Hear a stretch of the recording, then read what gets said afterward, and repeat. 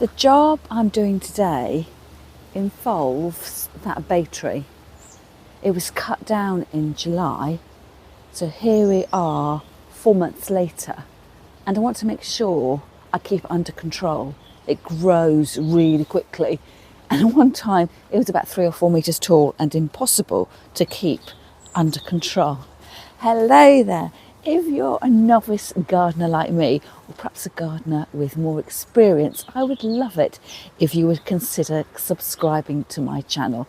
All you need to do is to hit the big red button that says subscribe, and that means that next time you open the YouTube app on your phone, your laptop or your computer, one of my videos will be waiting for you. So, question, is it the right time of the year to be pruning my bay? I'm in two minds whether I should be doing this, because when I Google that very question, it says to cut back in summer or spring. And of course, we're now heading into winter.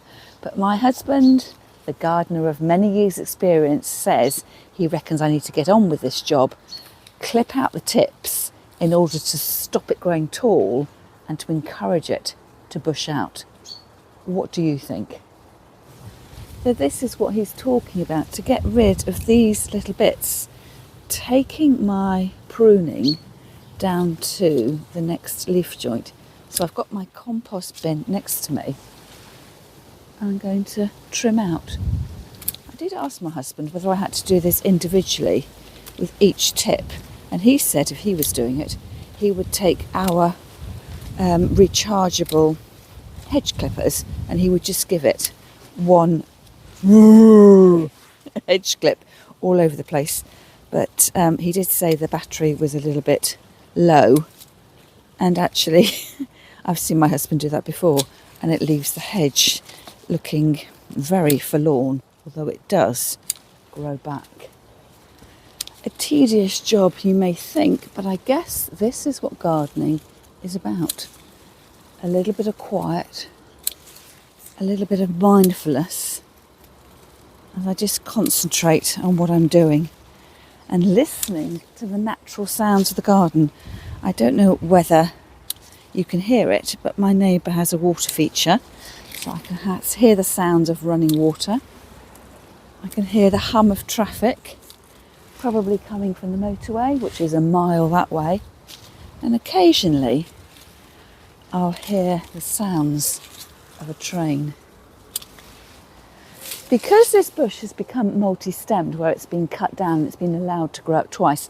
First of all, with the beast of the east, the really cold period of weather we had in February, March 2018, I think it was, and then with the bay being cut down when we had some work done on this side of the garden, I have got lots of stems coming up, and I was wondering whether perhaps next year, when I'm feeling a little more ambitious in the garden, instead of having this as a green blob, that whether perhaps I should consider topiarising it, making a topiary out of it.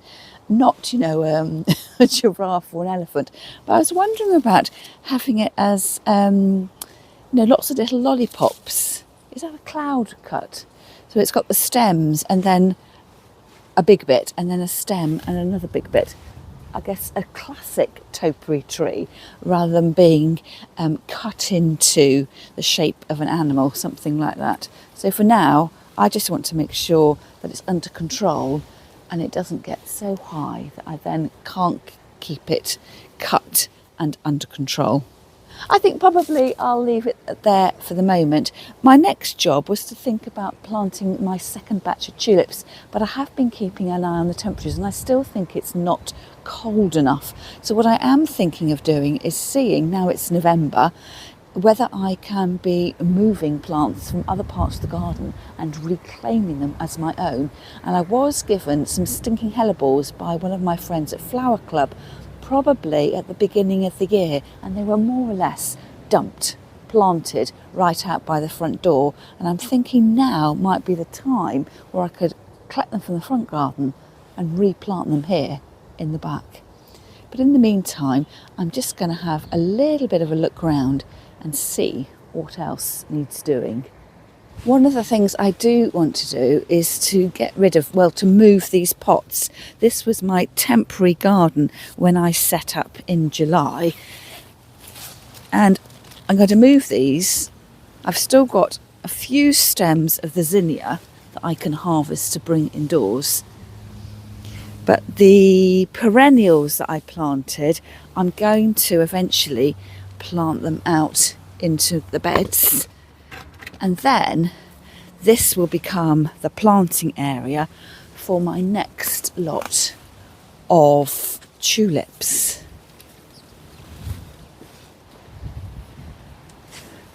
They've got quite a lot of buds left on the zinnia, so that'll be quite nice. So I might just move that to the edge and it'll be easier to get to. And then this one here is going to be really, really heavy.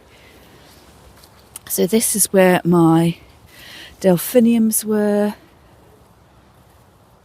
And don't ask me the name, I've forgotten them already. Delphiniums were in here anyway, and they need planting out. And a stray tub of mint and honesty. And there is my new to be tulip bed. Well, there isn't really anything to pick from the garden, and I do want to be able to bring a little bit of nature indoors, in theory, for every week of the year. So what I thought I might do is to pick some of those last buds of my zinnia and then perhaps go foraging around my husband's side of the garden just to see whether I can get myself a big vase worth of autumn greenery. There's some dogwood here, so it looks absolutely glorious, and I'm guessing my husband has planted this in the garden because he likes the colour of the autumn leaves, and of course when the leaves are shed you're left with those very distinctive red stalks. So when I am cutting from my husband's side of the garden, he doesn't mind if I cut as long as he can't see where I've cut from. So perhaps it's just a few stems. Now, I'm going to do this really carefully, conscious of the fact that it's autumn, and if I knock these leaves too much, they're going to fall off and I won't be able to enjoy them. I'm going to limit myself just to a couple of stems. And I'm sure he's never going to notice this echinacea here, so I'm going to cut that one as well, and then once it's in a vase you'll be able to appreciate it all the more. See, that was just lost in the garden, wasn't it? It deserves to be in a vase. There's a little bit of euphorbia here leaning onto the lawn, so I reckon that's a good candidate for cutting too. Just being careful if you have euphorbia in your own garden, because the stems are sappy and they can irritate your skin. So I'm going to cut that right back, and then probably I'll pull off some of these lower leaves. On my side of the garden I've got some lavender, it's rosemary, and it's got this little arch to it because it was hidden under something else, and probably hidden under the shadow of the bay tree. It's got these nice arching stems, so when I put them in a vase, I don't put them in as the stem grew. I like to turn them over so it drapes over the edge of the vase. And let's see what I can crop from these zinnias. So this one here is in flower. But these ones here are in bud. So I'm going to take them. I think there must come a time when they're not going to open, or whether you're battling against a frost. So I may well just bite the bullet and cut them all back. And then hopefully they'll open up indoors.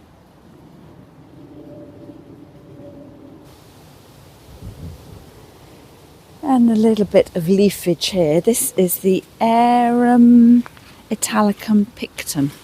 So come late spring, these leaves will have all died back. So So it's quite nice to have something rather beautiful in the garden at the moment.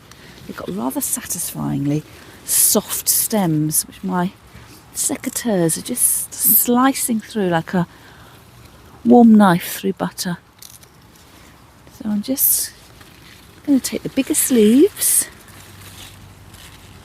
and just take them randomly throughout the plant in order that it doesn't look too bald on one side. So they'll be quite eye-catching. They almost look tropical.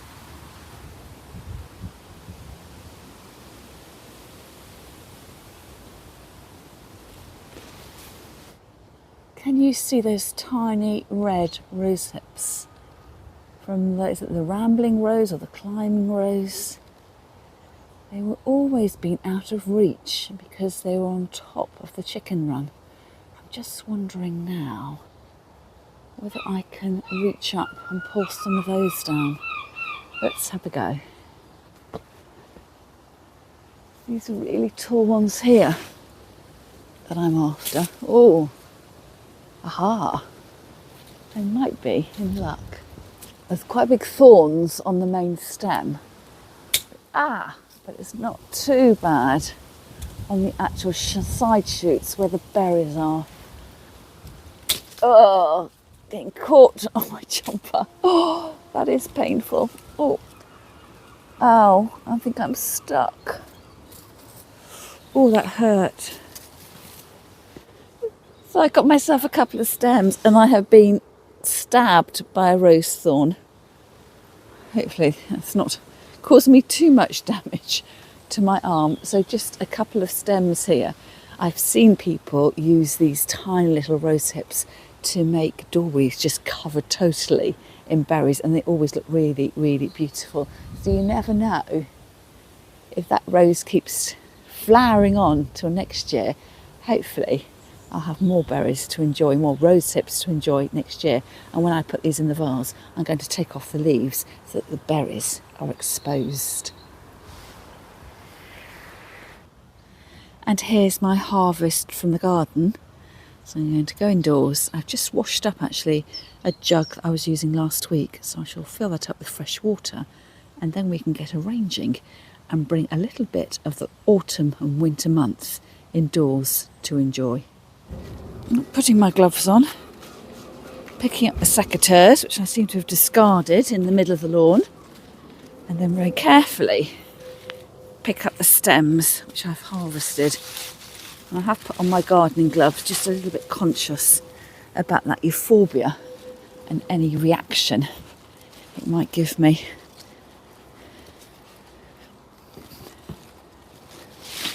So welcome to my patio table. I don't know whether you saw the video I posted at the beginning of the week when I did some flower arranging out on the patio table. I do find that if you're going foraging and doing flower arranging in the autumn, winter, and particularly Christmas door wreath making, it can be quite a messy job. I don't know whether it's just the winter months it seems messy. Perhaps it's because we're foraging bigger branches than we would do normally in the summer months when we're concentrating on the slim stems of flowers. But I quite like doing my flower arranging outside in the winter months. I quite like being in nature, and as long as you've dressed up properly, there shouldn't be a problem. And it just means that when you're working away, you can sort of pretty much discard everything off the table, let it fall on the patio, and then sweep it up later and take it to the compost heap. And of course, if you arrange your flowers on the kitchen table, everything has to be a little bit neater, because of course people are wanting to eat and enjoy a cup of tea quietly in the kitchen, and sometimes it can be a little bit chaotic if you're trying to do some full-on flower arranging as well.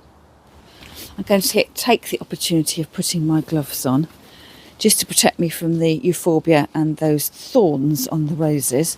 I've got myself the jug that's just freshly washed up this morning. I filled it with tepid water, and then I've got a scrunched up bit of chicken wire, which I'm just going to push into the mouth of the container.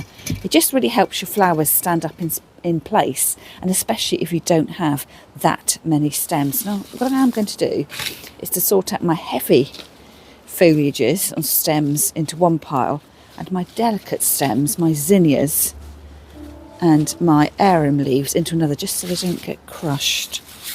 Having a little bit of a production line so I can see exactly what I've got. Grouping like with like, and something that is going to be delicate are those stems of dogwood that I've kept. I quite like to get some of that yellow leafage to stay in the vase, and I'm already getting a little bit of autumn leaf drop on the table in front of me. So I know what I've got. What I think I might do is to try and get my biggest stems in first. So starting off with the euphorbia, I'm going to reduce it in size a little bit by pulling off these lower leaves. And as I pull off the lower leaves, can you see that milky sap starting to ooze? And that's what can cause irritation to your skin. It can also stain your clothes as well. I remember one summer gardening in a white t-shirt, and I couldn't work out what the brown stains were on it afterwards. And I think I put that down to the sap from the euphorbia. What you can do is run the euphorbia through a flame, a lighter or a candle, and that will just seal it up. But I'm not going to do that. I haven't got any young children or animals that are going to come into contact with this. And the family know that stay away from the flower arrangements. Don't get too involved with them. So it's not going to cause a hazard at home. And of course, when I recut the stem here to get the right length, it's also going to ooze a little bit. Now the astute amongst you are going to say, isn't that latex, that milky sap, going to sour your water and shorten the life of the rest of your flowers? Well, yes, it is. And that's another reason for searing the stem ends through a candle or a lit flame. But for me, I'm just doing this arrangement for my personal enjoyment. And everything I've chosen, except for the zinnias, are quite robust stems. So I don't think it's going to cause a problem. But just be aware that the milky sap can shorten the life of the flowers that are in your vase. So I'm going to have this a little bit lower. It's quite a chunky stem with a full head, and I don't want it to stand up too high in my arrangement. I want it to nestle down into the vase. Can you see there? It's just curling out over the edge there. And I might take advantage of the heavy hanging heads of the ivy to balance that out on the other side. So from that one stem I cut, I reckon I can divide that and get 2, if not 3 stems.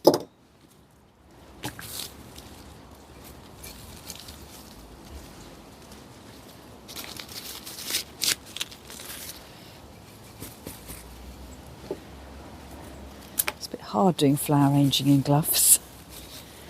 Perhaps now I've put that euphorbia in the vase, I'll take them off. So, just goes to show, 2 stems and you've still got a lovely little arrangement to bring indoors to enjoy. A little bit of rosemary with that arching quality again. So taking off any leaves which will be inside the vase. This is a woody stem, so my florist scissors aren't going to cut through. So I'm back to my secateurs here.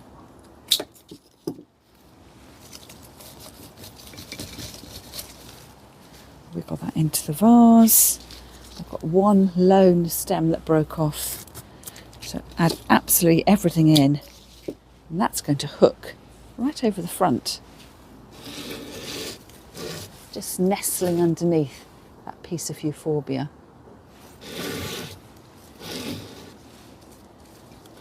I'm imagining this is going to go on my sideboard, so I'm going to keep the back quite flat and have all the action out at the front. So next I think I'm ready for these arum leaves. So I'll recut the stems and get them straight into the water.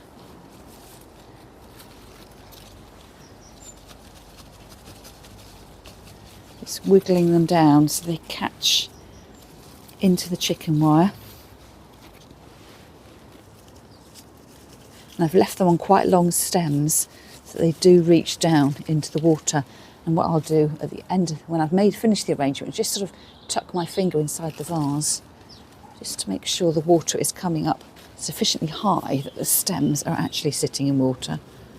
If anything dies prematurely in your vase, you can pretty much guarantee it's because you didn't put enough vase in the water to begin with, or you didn't top it up during the week. So I've got 5 leaves in there, starting to fill out nicely. It looks lovely just with the contrast in textures. Everything's green, but there's lots of visual interest here. So let's, having picked those 2 stems of dogwood, get a little bit of colour. So to get these into the vase, I'm going to have to trim off the little lower branches in order that I can wiggle them down. So something tall there, and if I don't like it, I can just take it out. I might go a tiny bit shorter here, perhaps make 2 stems out of this single one. Come towards the middle, and perhaps just a little bit of a jaunty piece out at the back. I might even collect up some of these leaves and dry them off and then scatter them under the arrangement, you know, a little bit like confetti. So by placing contrasting colours together, it really does set the arrangement apart. You can really start to see the veining on the leaf here instead of just being a dark mass. So I've got the yellow leaf of the dogwood in there, so I'm going to put in my Rebecca. I think I might have that front and centre. It's just a single flower, but it's got 2 buds on it as well. And then come in with my zinnias as well. So this looks like it's going to be a yellowy bud. Have those coming out. I'm sort of doing 3/4 around the front, not much here at the back. A little bit of bud here on a shorter stem that can come towards the front. And making sure your stems actually go into the water. I can feel that has just gone into the central mix of the stem that pinged out and wasn't actually inside the vase.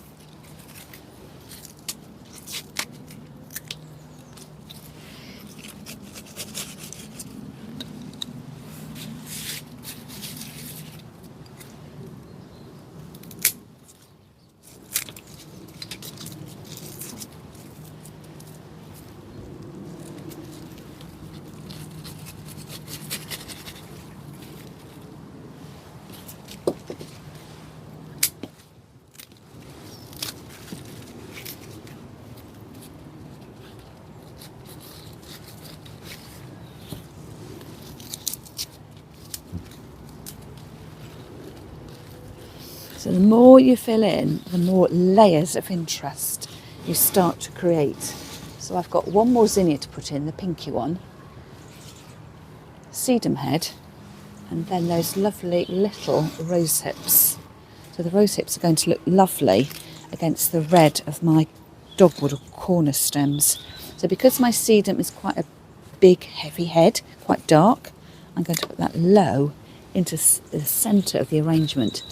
And everything else will radiate out from that focal point and get smaller and smaller as it goes to the outer edges. So this zinnia here, tiny little pink flower, but the leaves have been nibbled. So I want the arrangement to look as good as possible. So I'm going to strip all those leaves off. Looks like the slugs have been round for breakfast. And as soon as I hold that up to the vase, I'm straight away, my eye is looking at the sedum, it's looking at the red of the dogwood stem, so that all the arrangement starts to talk to each other. And then these lovely stems of rose hips. So I'm taking off the leaves and snipping off the thorns on the main stem, just so they don't attack me. Hold it up, decide where I want it to go. This one's quite a skinny stem. Oops, missed the vase opening again. Just coming to the outer edges of the arrangement.